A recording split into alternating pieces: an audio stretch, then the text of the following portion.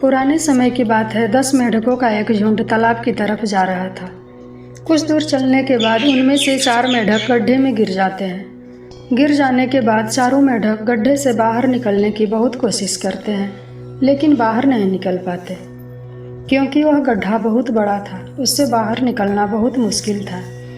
अब जो मेंढक गड्ढे के बाहर खड़े हैं वे गड्ढे में गिरे मेंढकों को देखकर बोलते हैं, अब तुम इस गड्ढे से कभी बाहर नहीं निकल सकते। अब तुम्हें सारी ज़िंदगी इस गड्ढे में ही रहना पड़ेगा क्योंकि गड्ढा बहुत बड़ा है, इससे बाहर निकलना अब नामुमकिन है।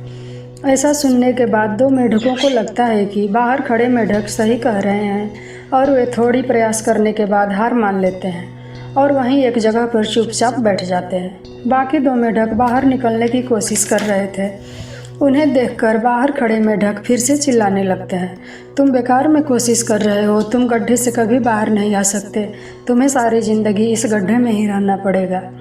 इनकी बातों को सुनकर एक और मेंढक को लगता है ऊपर वाले मेंढक सही कह रहे हैं, अब हम इस गड्ढे से कभी बाहर नहीं निकल सकते, और वह भी हार मानकर बैठ जाता है।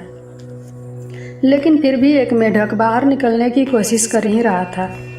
उसे देखकर ऊपर वाले मेंढक फिर से चिल्लाने लगते हैं, क्या तुम्हें सुनाई नहीं देता? उन तीनों ने हार मान लिया है और तुम अब भी ये सोच रहे हो कि बाहर निकल जाओगे। ऊपर खड़े मेंढकों का झुंड चिल्लाता रहा, लेकिन इस मेंढक पर उनकी बातों का कोई असर नहीं हुआ और वो मेंढक प्रयास करता रहा और प्रयास करते करते बाहर निकल गया। अब वे सारे मेंढक आश्चर्य से देख रहे थे कि ये बाहर कैसे निकल गया। मैं आपको बताती हूँ कि वह बाहर कैसे निकला, क्योंकि वह मेंढक बहरा था, उसे कुछ सुनाई नहीं देता था। यह कहानी हमें यह सिखाती है कि अगर हम अपनी ज़िंदगी में कुछ करना चाहते हैं तो बहुत से लोग हमें रोकने की कोशिश करते हैं, तरह तरह की बातें करते हैं, लेकिन हमें अपने काम में सफलता हासिल करनी है तो बहरे बन जाना चाहिए। लोगों की बातों पर ध्यान नहीं देना चाहिए। लोग तो तब भी कहते हैं जब आप कुछ नहीं करते हो, और तब भी कहते जब कुछ करते हो। तो लोगों का काम है कहना, और वे कहेंगे ही चाहे कुछ करो या ना करो।